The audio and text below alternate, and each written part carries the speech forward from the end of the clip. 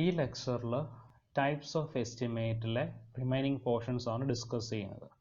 Preliminary എസ്റ്റിമേറ്റും different types of preliminary എസ്റ്റിമേറ്റ്സും അതിൻ്റെ പ്രോബ്ലംസും കഴിഞ്ഞ ലെക്ചറിൽ നമ്മൾ ഡീറ്റെയിൽ ആയിട്ട് ഡിസ്കസ് ചെയ്തു. ഈ ഒരു ലെക്ചറിൽ നമ്മൾ സ്റ്റാർട്ട് ചെയ്യുന്നത് ഡീറ്റെയിൽഡ് എസ്റ്റിമേറ്റ് വെച്ചിട്ടാണ്. അപ്പോൾ ഡീറ്റെയിൽഡ് എസ്റ്റിമേറ്റ് ആണ് നമ്മൾ യൂഷ്വലി എല്ലാ വർക്കിനും വേണ്ടി ചെയ്യുന്നത്. അപ്പോൾ ഡീറ്റെയിൽഡ് എസ്റ്റിമേറ്റ് പ്രിപ്പയർ ചെയ്യണമെങ്കിൽ നമുക്കൊരു ബിൽഡിങ്ങിൻ്റെ പ്ലാനും സെക്ഷനും നമ്മുടെ കയ്യിൽ ഉണ്ടായിരിക്കണം. ഇതൊരു ബിൽഡിങ്ങിൻ്റെ പ്ലാനാണ്, ഒരു റെസിഡൻഷ്യൽ ബിൽഡിങ്ങിൻ്റെ plan. Dining room, drawing room, bedroom, toilet, kitchen, അങ്ങനെ എല്ലാ ഡീറ്റെയിൽസും ഇവിടെ ഉണ്ട്. ഇതിൻ്റെ ഓരോ ഡയമെൻഷൻസും ഇവിടെ മാർക്ക് ചെയ്തിട്ടുണ്ട്. ഡോർ ഡയമെൻഷൻ, വിൻഡോ, എല്ലാ ഡയമെൻഷൻസിനകത്ത് കൊടുത്തിട്ടുണ്ട്. അതേ കണക്ക് തന്നെ ഇതിൻ്റെ സെക്ഷൻ AB, ഈ ബിൽഡിങ്ങിനകത്ത് എല്ലാ സെക്ഷൻസും എല്ലാ വാൾസും ഒരേ രീതിയിൽ തന്നെയാണ്. അപ്പോൾ സെക്ഷൻ എല്ലായിടത്തും യൂണിഫോം ആണ്. പിന്നെ ഫൗണ്ടേഷൻ പ്രൊവൈഡ് ചെയ്തിരിക്കുന്നത് സ്റ്റെപ്ഡ് ഫൂട്ടിംഗ് ആണ്. ഗ്രൗണ്ട് ലെവലിന് താഴെ first footing, second footing, third footing, ഇത് പ്ലിന്ത് ലെവൽ. പിന്നെ താഴെ ഏറ്റവും ബേസിൽ ഫൗണ്ടേഷൻ. അപ്പോൾ ഇങ്ങനെ സ്റ്റെപ്ഡ് ഫൂട്ടിങ്ങുമായിട്ടാണ് കൊടുത്തിരിക്കുന്നത്. അപ്പോൾ നമുക്ക് ഓരോ ഡീറ്റെയിൽസും ഇതിനകത്ത് നിന്ന് ഓരോ ക്വാണ്ടിറ്റിയുടെയും റേറ്റ് നമുക്ക് കാൽക്കുലേറ്റ് ചെയ്യാൻ പറ്റും. അപ്പോൾ ഫസ്റ്റ് എന്തായിരിക്കും കാൽക്കുലേറ്റ് ചെയ്യുക? ഫസ്റ്റ് ഈ ഫൗണ്ടേഷൻ കൺസ്ട്രക്ട് ചെയ്യാനുള്ള എർത്ത് വർക്ക് എക്സ്കവേഷൻ ആയിരിക്കും ആദ്യം കാൽക്കുലേറ്റ് ചെയ്യേണ്ടത്. അപ്പോൾ ഇത് കാൽക്കുലേറ്റ് ചെയ്യാനായിട്ട് നമുക്ക് രണ്ട് സ്റ്റെപ്പുണ്ട്. ആൻഡ് ഫസ്റ്റ് സ്റ്റെപ്പാണ് details of measurement and calculation of quantities, measurement form. അപ്പോൾ നമുക്കൊരു മെഷർമെൻറ്റ് ഫോം ഉണ്ടാകും. ഈ മെഷർമെൻറ്റ് ഫോമിന് നമുക്ക് ഓരോ ഐറ്റംസും നമ്മൾ ഡീറ്റെയിൽ ആയിട്ട് എഴുതണം. അപ്പോൾ ഫസ്റ്റ് കൊടുക്കേണ്ടത് ഇവിടെ എന്താണ്? Item number 1. ആദ്യം എന്തായിരിക്കും ചെയ്യുന്നത്? നമ്മൾ ഫൗണ്ടേഷൻ കൺസ്ട്രക്ട് ചെയ്യാനായിട്ട് സോയിൽ റിമൂവ് ചെയ്യുക. അപ്പോൾ ഡിസ്ക്രിപ്ഷനകത്ത് എർത്ത് വർക്ക് എക്സ്കവേഷൻ ക്വാണ്ടിറ്റി 1. ഈ എർത്ത് വർക്ക് എക്സ്കവേഷൻ്റെ ഡയമെൻഷൻ നോക്കണം. ഇപ്പോൾ ഈ ഗ്രൗണ്ട് ലെവലിന് താഴെ എന്താണ്? ഇത്രയും പോർഷനാണ് ഗ്രൗണ്ട് ലെവലിന് താഴെ വരുന്നത്. ഇത് സ്റ്റെപ്ഡ് ഫൂട്ടിംഗ് ആണ്. പക്ഷെ നമുക്ക് ഇങ്ങനെ സ്റ്റെപ്പ് പോലെ ഒരിക്കലും എക്സ്കവേറ്റ് ചെയ്യാൻ പറ്റില്ല. അതുകൊണ്ട് എക്സ്കവേറ്റ് ചെയ്യുമ്പോൾ എന്തായിരിക്കും? ഈ ഒരു ബ്രെഡ്ത്ത്, ഈ ഒരു ഹൈറ്റ്, പിന്നെന്ത് വരും? Total length of foundation. ഇത്രയും കാര്യങ്ങൾ ഇവിടെ നോട്ട് ചെയ്യുക. ലെങ്ത്, ബ്രെഡ്ത്ത്, ലെങ്തിൻ്റെ വാല്യൂ കൊടുക്കുക, ബ്രെഡ്ത്തിൻ്റെ വാല്യൂ കൊടുക്കുക, ഹൈറ്റിൻ്റെ വാല്യൂ കൊടുക്കുക. Length of foundation plus breadth of foundation, height of foundation. Quantity എന്ന് പറയുമ്പോൾ എന്ത് വരും? Length into breadth into height. ഇതേ കണക്ക് തന്നെ അടുത്ത എന്തായിരിക്കും? എർത്ത് വർക്ക് എക്സ്കവേഷൻ കഴിഞ്ഞ് അതിൻ്റെ മുകളിൽ ബ്രിക്ക് വർക്ക് ആയിരിക്കും. അപ്പോൾ item number 2 description brick work. ഇനി എല്ലായിടത്തും ഒരേ കണക്കുള്ള ബ്രിക്ക് വർക്ക് ആണെങ്കിൽ 1 എന്ന് കൊടുത്താൽ മതി. L പറയുമ്പോൾ length of wall, breadth of wall, height of wall. Quantity എന്ന് പറയുമ്പോൾ length into breadth into height. ഇനി ചിലതിന് നമുക്ക് എന്തില്ല? നമ്മൾ തിക്നെസ് കൺസിഡർ ചെയ്യില്ല. അപ്പോൾ നമ്മൾ ഡാം പ്രൂഫ് കോഴ്സ് എഴുതുവാണെങ്കിൽ എന്ത് വരും? ഡാം പ്രൂഫ് കോഴ്സിനകത്ത് ലെങ്ത്തും ബ്രെഡ്ത്തും മാത്രമേ ഉണ്ടാകത്തുള്ളൂ, ഹൈറ്റ് ഉണ്ടാകില്ല. Thickness of dam proof course consider ചെയ്യില്ല. അപ്പോൾ ഇങ്ങനെയാണ് മെഷർമെൻറ്റ് ഫോം എഴുതുന്നത്. അപ്പോൾ ഡീറ്റെയിൽഡ് എസ്റ്റിമേറ്റിനകത്ത് ഫസ്റ്റ് സ്റ്റെപ്പ് എന്ന് പറയുന്നത് മെഷർമെൻറ്റ് ഫോംസ് ഫില്ല് ചെയ്യാനായിട്ടാണ്. മെഷർമെൻറ്റ് ഫോം ഫില്ല് ചെയ്ത് കഴിഞ്ഞിട്ട് അടുത്ത സ്റ്റേജിലാണ്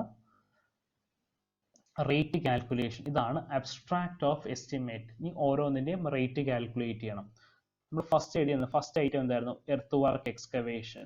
അതിനൊരു ക്വാണ്ടിറ്റി കിട്ടും. ക്വാണ്ടിറ്റി എന്ന് പറയുമ്പോൾ ലെങ്തും ബ്രെഡ്ത്തും ഹൈറ്റും കൂടി മൾട്ടിപ്ലൈ ചെയ്യുമ്പോൾ നമുക്കൊരു ക്വാണ്ടിറ്റി കിട്ടിയില്ലേ? അതിൻ്റെ യൂണിറ്റ് m3 ഒരു m3 റേറ്റ് നമുക്കറിയായിരിക്കും. അവിടെ നിന്ന് എർത്ത് വർക്ക് എക്സ്കവേഷൻ്റെ എമൗണ്ട് എത്രയാണെന്ന് നമ്മൾ കാൽക്കുലേറ്റ് ചെയ്യും. എനിക്കൊരു എക്സാമ്പിൾ കാണിക്കാം. ഇത് കണ്ടില്ലേ? ഇവിടെ നമുക്ക് ഓരോന്നിൻ്റെയും ക്വാണ്ടിറ്റി, ഇവിടെ സ്റ്റോൺ അഗ്രിഗേറ്റിൻ്റെ ക്വാണ്ടിറ്റി എഴുതിയിരിക്കുകയാണ് 0.57 m3. ഇതിൻ്റെ റേറ്റ് 1300 rupees. അപ്പോൾ എമൗണ്ട് കിട്ടാനായിട്ട് 1300 ഇൻറ്റു 0.57. അപ്പോൾ ക്വാണ്ടിറ്റി കാൽക്കുലേറ്റ് ചെയ്തിട്ട് ക്വാണ്ടിറ്റി മൾട്ടിപ്ലൈഡ് ബൈ റേറ്റ് ചെയ്യുമ്പോഴാണ് നമുക്ക് എമൗണ്ട് കിട്ടുന്നത്. ഡീറ്റെയിൽഡ് എസ്റ്റിമേറ്റ്സിൻ്റെ പ്രോബ്ലംസ് നമുക്ക് 3rd മോഡ്യൂളിലുണ്ട്. അപ്പോൾ പ്രോബ്ലം ചെയ്യുമ്പോൾ ക്ലിയർ ആയിട്ട് മനസ്സിലാവും. ഇവിടെ ജസ്റ്റ് ഡിഫറെൻറ്റ് ടൈപ്സ് ഓഫ് എസ്റ്റിമേറ്റ്സിനകത്ത് ഓരോ ടൈപ്പ് എസ്റ്റിമേറ്റ്സ് ഡിസ്കസ് ചെയ്യുന്നതേ ഉള്ളൂ. ഈ അടുത്ത ടൈപ്പ് എസ്റ്റിമേറ്റ്, അതിന് മുന്നേ ഒരു ഡീറ്റെയിൽഡ് എസ്റ്റിമേറ്റ്സിനകത്ത് എന്തൊക്കെ കാര്യങ്ങൾ ഇൻക്ലൂഡ് ചെയ്യണം, ഇത് യൂണിവേഴ്സിറ്റി എക്സാമിന് ചോദിച്ചിട്ടുണ്ട്. The detailed estimate is accompanied with first one report, second one general specifications, third one detailed specification, fourth one drawings which include plan, elevation, sectional elevation, fifth one calculation and design, and last one analysis of rates. ഇത്രയും കാര്യങ്ങളാണ് ഒരു detailed എസ്റ്റിമേറ്റ്സിനകത്ത് വെക്കേണ്ടത്. Third type of estimate ആണ് revised estimate. ഇപ്പോൾ നമ്മൾ കൊടുത്ത detailed എസ്റ്റിമേറ്റിനകത്ത് റിവിഷൻ വരുന്നതിനെയാണ് റിവൈസ്ഡ് എസ്റ്റിമേറ്റ് എന്ന് പറയുന്നത്. അപ്പോൾ 3 കേസിൽ നമ്മുടെ ഡീറ്റെയിൽഡ് എസ്റ്റിമേറ്റ് റിവൈസ് ചെയ്യും. ഫസ്റ്റ് വൺ ആണ് original sanctioned estimate exceeded or likely to exceed more than 5%. നമ്മൾ കൊടുത്ത എസ്റ്റിമേറ്റ് 5% കൂടാൻ സാധ്യത ഉണ്ടെങ്കിൽ നമ്മുടെ എസ്റ്റിമേറ്റ് റിവൈസ് ചെയ്യണം. സെക്കൻഡ് പറയുന്നതാണ് expenditure on work exceeds or likely to exceed the amount of administrative sanction by more than 10%. നമുക്ക് അപ്രൂവൽ കിട്ടിയ എമൗണ്ട്, ഇപ്പോൾ ഞാനൊരു കോൺട്രാക്ടറാണ്, എനിക്ക് 10 ലക്ഷം രൂപയുടെ ഒരു വർക്ക് ചെയ്യാൻ കിട്ടി. ഇപ്പോൾ ഒരു കൾവേർട്ട് കൺസ്ട്രക്ട് ചെയ്യാൻ 10 ലക്ഷം രൂപയാണ് എനിക്ക് സാങ്ഷൻ ആയത്. പക്ഷേ ഞാൻ ആ വർക്ക് സ്റ്റാർട്ട് ചെയ്തത് പ്രൊസീഡ് ചെയ്തുകൊണ്ടിരിക്കുമ്പോൾ എനിക്ക് ആ പറഞ്ഞ എമൗണ്ടിൽ കംപ്ലീറ്റ് ചെയ്യാൻ പറ്റുന്നില്ല. ഞാൻ പറഞ്ഞ എമൗണ്ടിലും 10%-ലും കൂടുതൽ എക്സ്ട്രാ വേണ്ടി വരികയാണ്.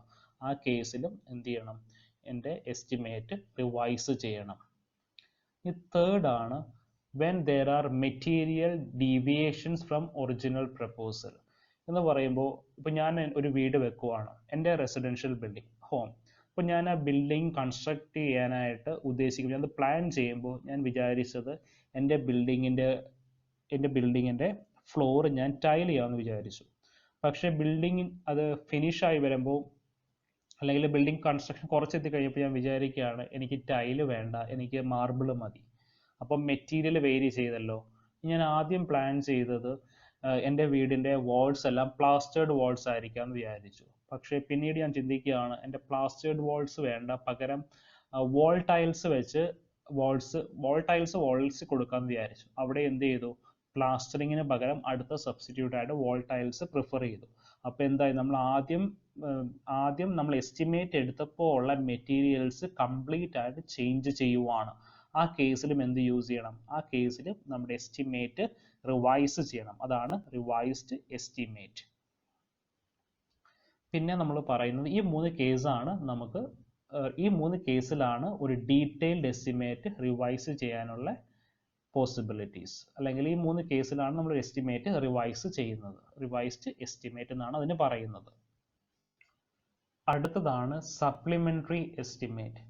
സപ്ലിമെന്ററി എസ്റ്റിമേറ്റ് എന്ന് പറയുമ്പോൾ ഇതാണ്ടേ, additional works are required to supplement the original works when further development is required in the progress of work. So ഇത് ഞാൻ എക്സാമ്പിൾ വെച്ച് പറയാം. ഇവിടെ പറയുന്നത് when additional works are required to supplement the original works or when further development is required during the progress of work. ഇപ്പോൾ ഞാൻ എൻ്റെ വീട് കൺസ്ട്രക്ട് ചെയ്യുകയാണ്. എൻ്റെ വീട് കൺസ്ട്രക്ഷൻ വർക്ക് പ്രോഗ്രസ് ചെയ്യുന്ന സമയത്ത് ഞാൻ ആദ്യം ഡിസൈഡ് ചെയ്തതും പ്ലാൻ ചെയ്തതും എസ്റ്റിമേറ്റ് എടുത്തതും ഞാനൊരു 2 സ്റ്റോറീഡ് ബിൽഡിംഗ് ആയിരുന്നു. അത് രണ്ടും, അതായത് അതിൻ്റെ ഫസ്റ്റ് ഫ്ലോർ രണ്ടാമത്തെ നില അത് ഫ്ലാറ്റ് റൂഫ് ആയിട്ടാണ് ഞാൻ ഡിസൈൻ ചെയ്തത്. പക്ഷേ കുറച്ച് കഴിഞ്ഞപ്പോൾ ഞാൻ വിചാരിക്കുകയാണ്, ആ ഫ്ലാറ്റ് റൂഫിൻ്റെ മുകളിൽ ഞാനൊരു ഷീറ്റ് റൂഫിങ്ങും കൂടി ഷീറ്റ് ഇട്ടാലോ എന്ന് വിചാരിക്കുകയാണ്. അപ്പോൾ എന്താ, അതൊരു പുതിയ വർക്കായി. അപ്പോൾ അതാണ് ഇവിടെ പറയുന്ന സപ്ലിമെന്ററി എസ്റ്റിമേറ്റ്. അതൊരു പുതിയ വർക്കായിട്ടാണ് വരുന്നത്. അപ്പോൾ ആ പുതിയ വർക്കിന് വീണ്ടും നമ്മൾ എസ്റ്റിമേറ്റ് എടുക്കണം. അപ്പോൾ അവിടെ എത്ര ക്വാണ്ടിറ്റി ഓഫ് സ്റ്റീൽ, അവിടെ എത്ര ക്വാണ്ടിറ്റി ഓഫ് ഷീറ്റ്സ് വേണം, അതിന് വർക്കേഴ്സിന് എത്ര രൂപ കൊടുക്കണം, അങ്ങനെയുള്ള കാര്യങ്ങളിലെല്ലാമായിട്ട് നമ്മൾ പുതിയൊരു എസ്റ്റിമേറ്റ് പ്രിപ്പയർ ചെയ്യണം. അതാണ് സപ്ലിമെന്ററി എസ്റ്റിമേറ്റ്. ഈ 5th വൺ ആണ് supplementary and revised estimate. So ഇത് യൂസ് ചെയ്യുന്നത് ഒരു വർക്ക് നടന്നുകൊണ്ടിരിക്കുകയായിരുന്നു.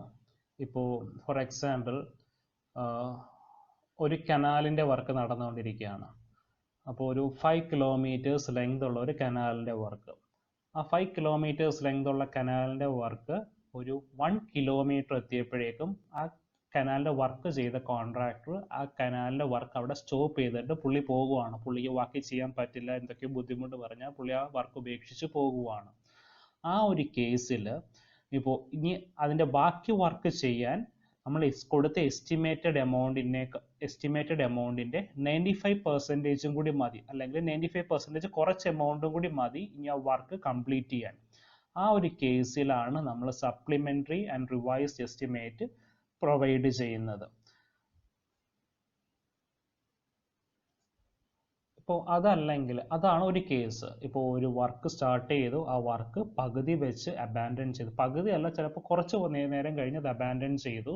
അതിൻ്റെ ബാക്കി കംപ്ലീറ്റ് ചെയ്യാനായിട്ട് ഒറിജിനലി അത് സാങ്ഷൻ കിട്ടിയ എമൗണ്ടിൻ്റെ 95% കുറച്ചും കൂടി മതി എങ്കിൽ നമ്മളത് പുതിയ ഒരു എസ്റ്റിമേറ്റ് പ്രിപ്പയർ ചെയ്യും. അതാണ് സപ്ലിമെൻ്ററി ആൻഡ് റിവൈസ്ഡ് എസ്റ്റിമേറ്റ്.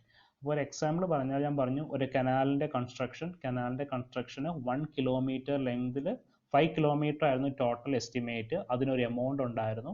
പക്ഷേ ഒരു 1 കിലോമീറ്റർ എത്തിയപ്പോഴേക്കും അത് ആദ്യം സാങ്ഷൻ മേടിച്ച കോൺട്രാക്ട് ആ വർക്ക് അബാൻഡൻ ചെയ്ത് പോയി, പുള്ളി കംപ്ലീറ്റ് ചെയ്തില്ല. അപ്പോൾ ബാക്കി വർക്ക് ചെയ്യാനായിട്ട് ഇപ്പോൾ ഫസ്റ്റ് സാങ്ഷൻ ചെയ്ത എമൗണ്ടിൻ്റെ 95% കൂടി വേണം, അല്ലെങ്കിൽ 95%, ലെസ് ദാൻ 95% ആണെങ്കിൽ നമ്മൾ പുതിയൊരു എസ്റ്റിമേറ്റ് എടുക്കും. അതാണ് സപ്ലിമെൻ്ററി ആൻഡ് റിവൈസ്ഡ് എസ്റ്റിമേറ്റ്. ഇനി ഇതല്ലാണ്ട് വേറൊരു കേസിലും കൂടി എടുക്കും. ഇപ്പോൾ നമ്മൾ ആദ്യം ഒരു എസ്റ്റിമേറ്റ് എടുത്തു. അപ്പോൾ ആദ്യം എസ്റ്റിമേറ്റ് എടുത്തപ്പോൾ ഞാനൊരു ഷോപ്പിംഗ് കോംപ്ലക്സ് കൺസ്ട്രക്ട് ചെയ്യുകയാണ്. ആ ഷോപ്പിംഗ് കോംപ്ലക്സിനകത്ത് ഞാൻ ആദ്യം പ്രിഫർ ചെയ്തത് സ്റ്റെയർ കേസസ് ആയിരുന്നു. ഒരു 5 നില കെട്ടിടമാണെങ്കിൽ 5 നില കെട്ടിടങ്ങളെയും കണക്ട് ചെയ്ത് സ്റ്റെയർ കേസസ് ഉണ്ടായിരുന്നു, ഫയർ ലിഫ്റ്റും ഉണ്ടായിരുന്നു. സ്റ്റെയർ കേസ് ഉണ്ടായിരുന്നു, ഫയർ ലിഫ്റ്റ് ഉണ്ടായിരുന്നു, പിന്നെ ഫയർ സ്റ്റെയർ കേസ് എന്ന് പറയുമ്പോൾ അത് പുറത്തേക്ക് ഓപ്പൺ ചെയ്യുന്ന സ്റ്റെയർ കേസ് ആയിരിക്കും കൂടുതലും. പുറത്തേക്ക് ഓപ്പൺ ചെയ്യുന്ന സ്റ്റെയർ കേസ് ആണ് ഫയർ സ്റ്റെയർ കേസ്. കൂടുതലൊന്നല്ല, പുറത്തേക്ക് ഓപ്പൺ ചെയ്യുന്ന ബിൽഡിങ്ങിന് സെക്കൻഡ് ഫ്ലോറിൽ നിന്നൊക്കെ നമുക്ക് പുറത്തേക്ക് ഡയറക്റ്റ് ആയിട്ട് ഇറങ്ങാൻ പറ്റുന്നതാണ് ഫയർ സ്റ്റെയർ കേസ്. അപ്പോൾ അതിൻ്റെ ഉള്ളിൽ സ്റ്റെയർ കേസ് പ്രൊവൈഡ് ചെയ്തു, ഫയർ ലിഫ്റ്റ് പ്രൊവൈഡ് ചെയ്തു, പിന്നെ ഫയർ സ്റ്റെയർ കേസും പ്രൊവൈഡ് ചെയ്തു. അങ്ങനെയായിരുന്നു ആ ബിൽഡിംഗ് ആദ്യം അവർ ഡിസൈൻ ചെയ്തത്.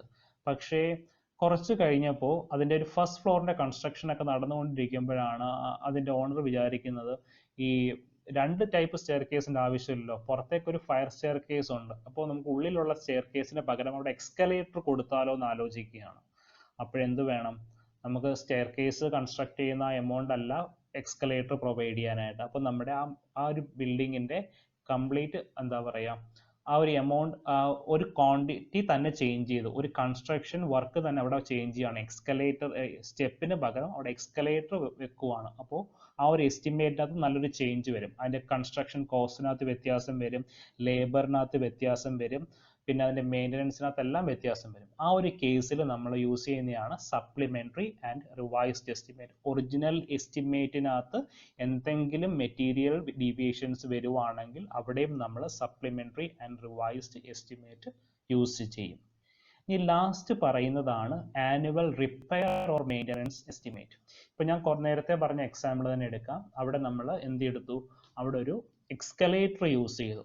എക്സ്കലേറ്റർ എന്നൊക്കെ പറഞ്ഞാൽ നമുക്ക് അതിന് പ്രോപ്പർ മെയിൻ്റനൻസ് വേണം. അപ്പോൾ എക്സ്കലേറ്റർ ഒരു ബിൽഡിങ്ങിൽ യൂസ് ചെയ്യുകയാണെങ്കിലും ലിഫ്റ്റ് ഒരു ബിൽഡിങ്ങിൽ യൂസ് ചെയ്യുകയാണെങ്കിലും അത് നമുക്ക് എപ്പോഴും മെയിൻ്റനൻസ് വർക്ക് ഉണ്ടാവും. അപ്പോൾ ആ മെയിൻ്റനൻസിൻ്റെ എസ്റ്റിമേറ്റും കൂടി ഒറിജിനൽ എസ്റ്റിമേറ്റിനകത്ത് ഇൻക്ലൂഡ് ചെയ്യണം.